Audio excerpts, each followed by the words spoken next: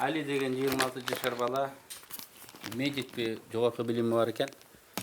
Жумушу жок, анан көчөдө жер жемиш сатып жүргөндө полицейский келип арабасын лотогун түшүрүп, анан ал өзүн өзү өрттөп алды. Анан социалдык тармак сет аркылуу бул бүт ошол өлкөнүн элин көтөрөт.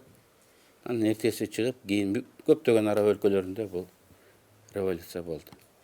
Эксперттер айткандай, социалдык сеттин мобилдештирүүчү күчүн биринчи жолу дүйнө ошондо көрдү. Кыргызстанда дагы интернет, ошонун ичинде социалдык тармактар мындай кеңири пайдаланылып атат. 10-жылга караганда, 15-жылга караганда күндөн күнгө бул өсүп атат. Айылдагы кемпирлерден балдарга чейин каражатка ээ. Демек, анын элдин пикирин калыптандырган, элди мобилизациялай турган мүмкүнчүлүгү мындай алдыда. Мен муну айтып атканым, дүйнө боюнча бул тенденция бар. Азыр монополия, информацияга болгон монополия жок. Мурун КТРК эмнени айтып койсо, эл ошого ишенип отуруп калат. Бүгүн альтернативалык ой, пикир, баа, оценка. Кыргызстанга бир түндө таралат. Бүгүн бар политик эртең эле күйүп жок болуп кетиши мүмкүн, жыдып. Бир эле түндө. Туура эмес айткан болсо. Бул биринчи жагдай. Экинчиси, дүйнөдө ушундан уламбы, дүйнөдө анархистик настрой, кыймылдар күчөп атат. Россияда желтый жилет, Францияда желтый жилет. Эмне каалаганын билишпейт, эч кимди укпайт, но нааразы. Бул протесттик электорат, популизм Америкада Трамптан баштап, Киевдеги, Украинада Зеленскийден баштап, бардык жерде ошол дүйнөгө, Гонконгто деле карагыла тарап кетип отурат да. Бизде дагы азыр социалдык сет аркылуу байкап калдык да. Баарына нааразы. Президентке да нааразы, өкмөткө да нааразы, парламентке да нааразы, партияларга да нааразы, баарына нааразы. Өзүлөрү эмнени каалабайт, бирок абдан нааразы.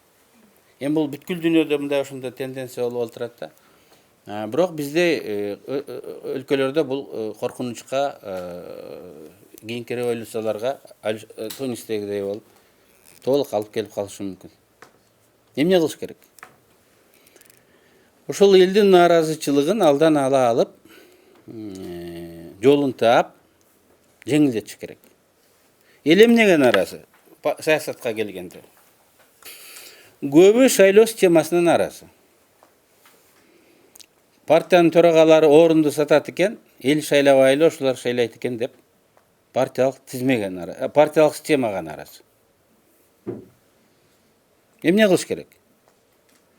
Анда ошол алар айтып атпайбы, тиги партиянын лидери чечет экен деген. Аны тизмедеги кандидаттын ордун партиянын лидери эмес, эл чечсин деп, жана преференциялык тизмени элге бериш керек.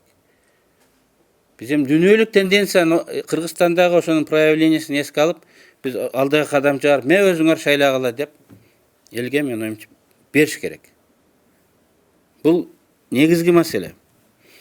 Анан экинчиси, бир мандаттуу деп отурат. Бул эми депутатка, элге жакын, регионго жакын болсун деп атат. Ошондуктан Ишимбай Дүйшөнбаевич айтканда, регионалдык тизмелерди кирүү дагы бүгүн жөн эле сөз эмес, ал дүйнөлүк тажрыйбадан гана эмес, бүгүнкү элдин талабынан дагы чыгып отурат. Элге айтыш керек, регионалдык одномандатный деп атасың, Макисага округ. 5 10 мандат бар. Өзүңөр мындай ошол чечкилер. Кимди тандайсыңар деп.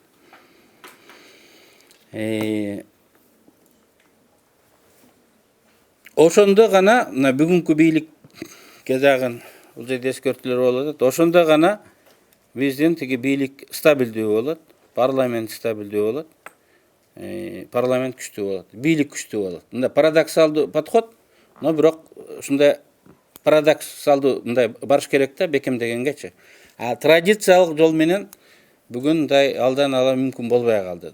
Анткени мен жана айткандай, коом ушул традициялык структураларга, каршы, биз эски эмес традициялык калыптанып калган системага ошонун ичинде алардын өкүлү өңү болгон саясатчыларга каршы.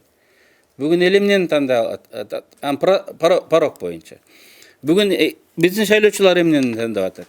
Башка өлкөлөрдө Украинаны эле мисал алайлы. Жаңы адамдар келсин дейт. Жаш эмес, жаңы адамдар келсин дейт. Жаңы ушул көз караштын, жаңы идеянын өкүлдөрү келсин дейт. Жаңы нерсе ар дайым аз болот. Ал уткандан кийин традициялык болот, анан көбөйөт. Анан ага да каршы жаңы чыгат. Аларды ошо босогодон жолотпай, ушул жактан кууп, мындай бийликке келгендер жүрө берет да. Биз ошол жаңы, балким ошол жаңы ушул биздин келечегибиз. Ошолорду парламентке келгенге шарт түзгөн порогду коюшубуз керек. Босогону. Мен оюмча ал ушул дүйнөлүк тажрыйбаны айттыңар, ошол 3%. Албетте, порогду таптакыр алып койсо деле болот, бирок барыбыр естественный порог бар, ал 1%. Анткени 120 депутат бар, 100-дү бөлсөң ушул 0,7-1% болот да. Анан эмне үчүн 3? Мен партия деген бул группа. Өткөндө бир жок дегенде 3-4 депутат, жалгыз депутат эмес, 3-4 депутат келсин. Бир адамдын партиясы эмес, жок дегенде 1-3-4 депутаттын дегендей ойдон партия деген түшүнүк болгондон кийин. Мен оюмча 3% порогду түшүрүш керек. Ошондо биз элге айта алабыз, шайлоочуларга. Мына кимди каалайсың? Мына үчөөң биригип партия түзгүлө. Үчөө биригип партия түзгүлө, жаш балдар.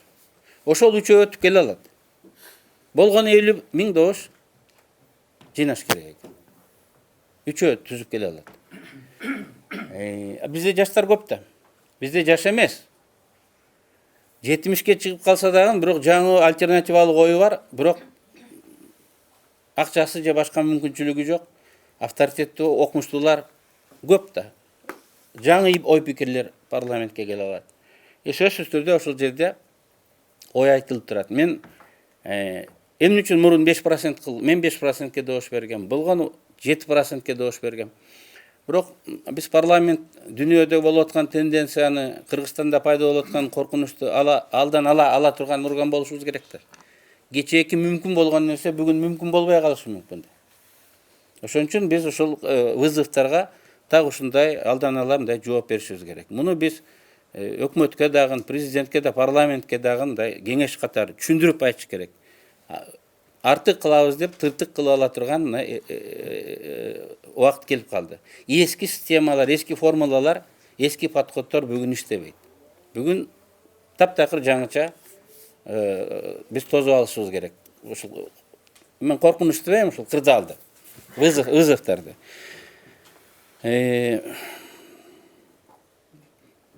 Мына ушундай жол менен гана биз элдин наразычылыгын азайтып, элдин ишенимин кайрадан мамлекеттик органдарга алып беришибиз керек. Көп айтат го, мисалы, бул партия кетсин, анан тиги кетсин депчи.